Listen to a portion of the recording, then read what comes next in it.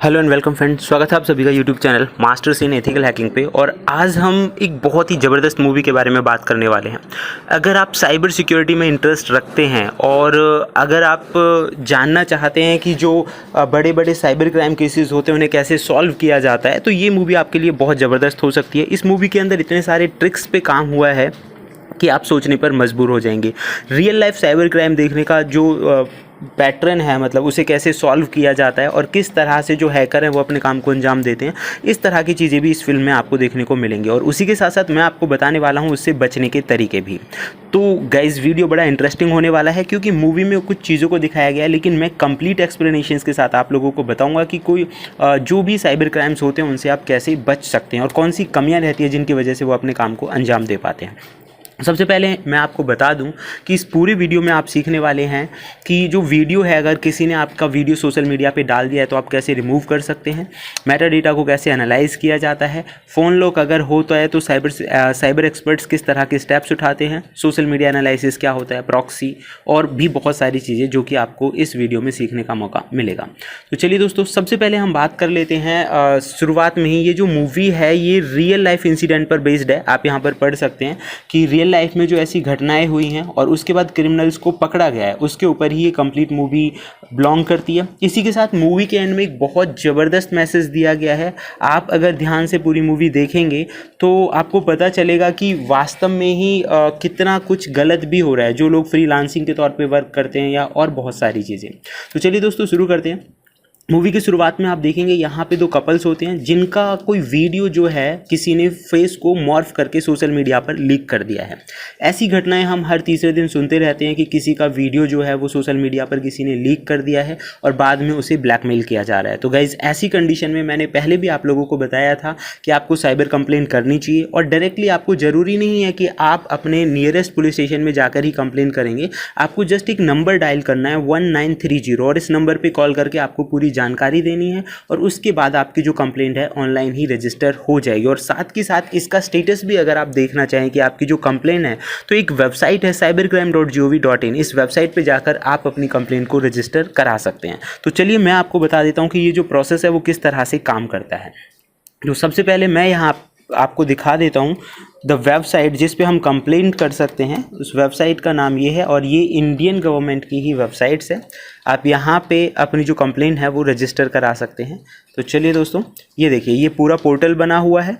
दूसरा, और बहुत सारी ऐसी वेबसाइट्स हैं जहाँ से अगर आपका वीडियो किसी ने पोस्ट कर दिया है, जैसे कि इंस्टाग्राम है या यूट्यूब है, किसी भी जगह आपका वीडियो या फोटो गया है, तो उनके हेल्प एंड सपोर्ट वाले पोर्शन में जाके आप उसको रिपोर्ट कर सकते हैं, फ्लैग कर सकते हैं, कंटेंट को रिमूव करने की जो रिक्वेस्ट है वो डाल सकते हैं। तो ये तरीका होता है नंबर 1, जिससे कि आप लीगली अपने बिहाफ पे जो एक्शंस हैं वो ले सकते हैं। एनटीपीसी की एक वेबसाइट है जहाँ पे भी आप अपनी इस तरह के वीडियो को रिमूव करने की जो रिक्वेस्ट है वो डाल सकते हैं। उसके बाद चलते हैं दूसरे सीन की तरफ। यहाँ पे हम देखते हैं कि वीडियो के अंदर जो मेन हीरोज़ हैं वो दिखाए जाते हैं। वास्तव में एक केस होता है कि पुलिस एक केस को क्लोज कर देती है जिसमें एक मूवी लीक हुई होती है, लेकिन पुलिस ने जो केस को क्लोज किया था वो गलत तरीके से किया, मतलब रियल जो सस्पेक्ट है वो पकड़ा नहीं गया था। तो ये दोनों इंजीनियर्स होते हैं, साइबर एक्सपर्ट्स होते हैं और ये पुलिस को जाकर बताते हैं कि आपने जो केस को क्लोज किया है वो गलत तरीके से किया है, वास्तव में सस्पेक्ट अभी पकड़ा नहीं गया है। और इसको सुनकर पुलिस वाले इनका मजाक भी उड़ाते हैं। गाइस, अक्सर ऐसा होता है साइबर में, कई बार कम जानकारी की वजह से या फिर हम प्रॉपरली चीज़ों को सीरियसली नहीं लेते कि सामने वाला कितना नॉलेजेबल हो सकता है, उस वजह से भी ऐसा हो जाता है। तो ये मजाक उड़ाते हैं, लेकिन जब ये लोग बहुत इंपॉर्टेंट क्लूज़ को उन्हें बताते हैं तो वो सख्ते में आ जाते हैं।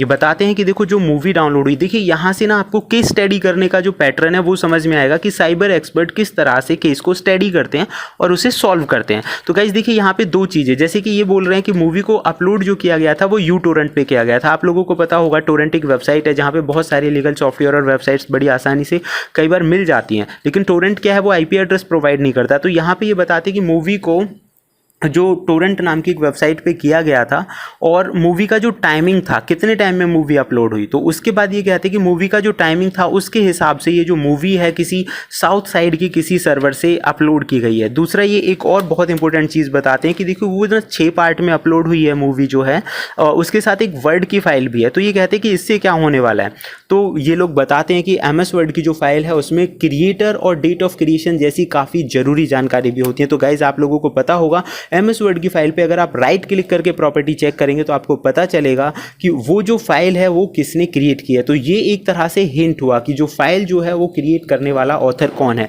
तो यहाँ से इन्हें एक हिंट मिला और उसी हिंट के आधार पर ये आगे जो है उसे बढ़ाते हैं। तो ये बहुत सारे उसी तरह के जो लोग थे जो फिल्म से जुड़े हुए थे, फिल्म की यूनिट से जुड़े हुए थे, उन्हीं सभी लोगों के हिसाब से उस नाम को ढूंढते हैं। लेकिन प्रॉब्लम ये होती है इन्हें सस्पेक्ट नहीं मिलता। तो गाइज यहाँ पे जो ये साइबर एक्सपर्ट होते हैं ये उसी नाम को सोशल मीडिया पे सर्च करते हैं। तो यही एक पैटर्न होता है, सेम नाम को या फोटोज़ हैं जो भी क्ल्यू मिले हैं आप उसे सोशल मीडिया पे सर्च करें, गूगल पे सर्च करें, गूगल डॉकिंग का इस्तेमाल करें जो कि मैंने अपने वीडियोज़ में बता रखा है।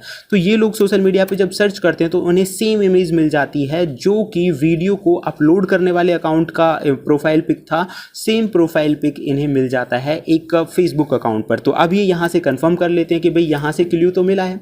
और क्ल्यू मिलना इनके लिए कोई खास कामगार साबित नहीं होता है। कारण क्या है कि इन्हें जो व्यक्ति मिलता है उसे तो कुछ आईटी का पता ही नहीं होता, वो एक बस ड्राइवर होता है, बस उसे ज़्यादा कुछ नहीं पता होता।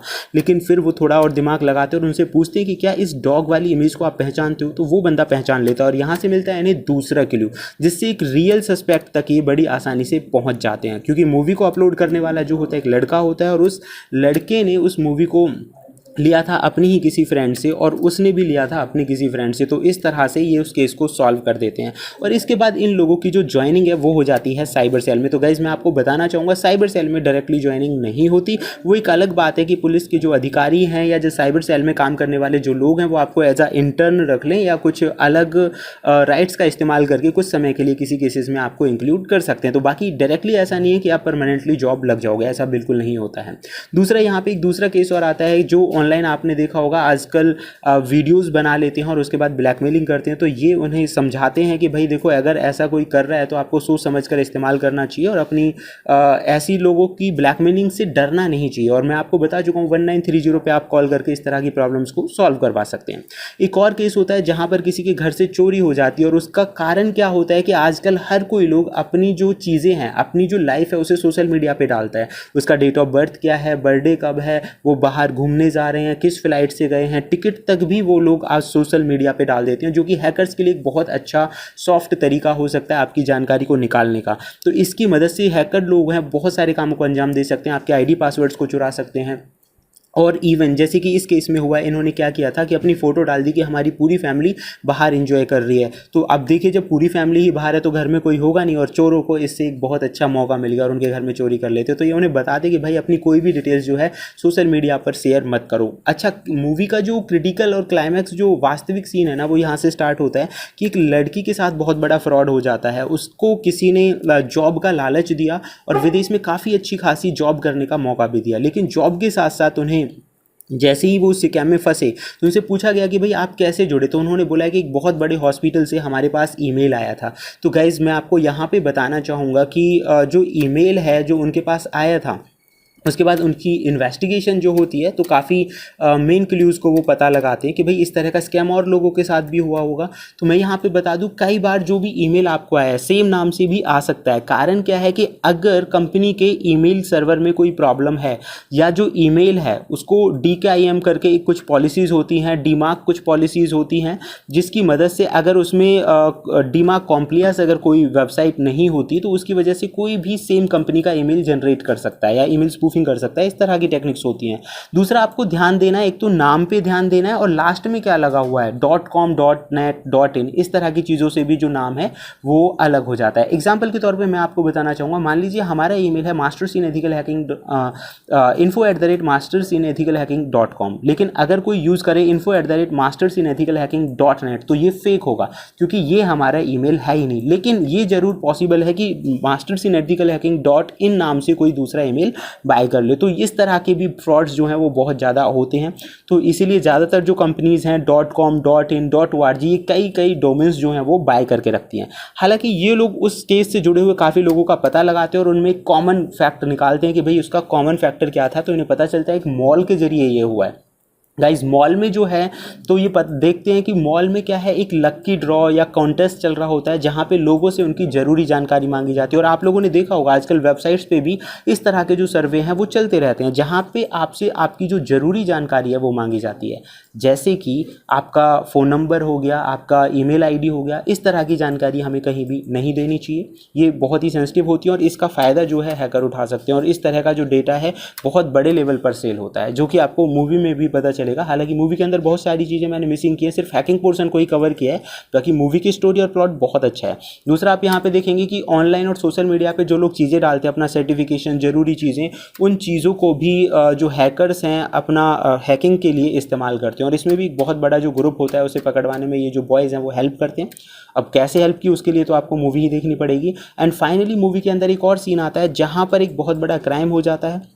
उस क्राइम को सॉल्व करने के लिए बहुत सारे लोग हैं वो देखते हैं और एक सस्पेक्ट उनके हाथ में आता है, लेकिन जो सस्पेक्ट उनके हाथ आता है उसने तो वो क्राइम किया ही नहीं होता, वास्तव में उस लड़के का फ़ोन किसी ने हैक किया होता है। अब यहाँ पे एक और चीज़, जब वो लड़के का फ़ोन चेक करते तो उन्हें पता चलता है कि फ़ोन के अंदर किसी ने स्पाई ऐप को इंस्टॉल किया है। तो मैं आप लोगों को बताना चाहूँगा गाइस, स्पाई ऐप ऐसी एप्लीकेशंस होती हैं जो कि आपके फ़ोन के अंदर इंस्टॉल होती हैं और आपको पता भी नहीं चलेगा। और जो भी आप अपने फ़ोन पर काम करेंगे तो उन चीज़ों को वो अपने फ़ोन पर देख सकते हैं, मतलब जिसने भी ऐप को इंस्टॉल किया होगा। तो आपको अननोन एप्लीकेशंस को इंस्टॉल नहीं करना चाहिए। दूसरा, स्पाई ऐप डिटेक्टर्स, बहुत सारी ऐप आती हैं जिनकी मदद से आप स्पाई ऐप्स को डिटेक्ट कर सकते हैं, उन्हें रिमूव कर सकते हैं। एंटीवायरस आप डाल के रखें, एंटी मलवेयर्स के बहुत सारे टूल्स आते हैं वो डाल के रखें। इस तरह की चीज़ों से आप अपने मोबाइल फ़ोन को सुरक्षित रख सकते हो। और अननोन ऐसा नहीं है कि अपना फ़ोन किसी को भी दे दिया, वो नहीं देना चाहिए।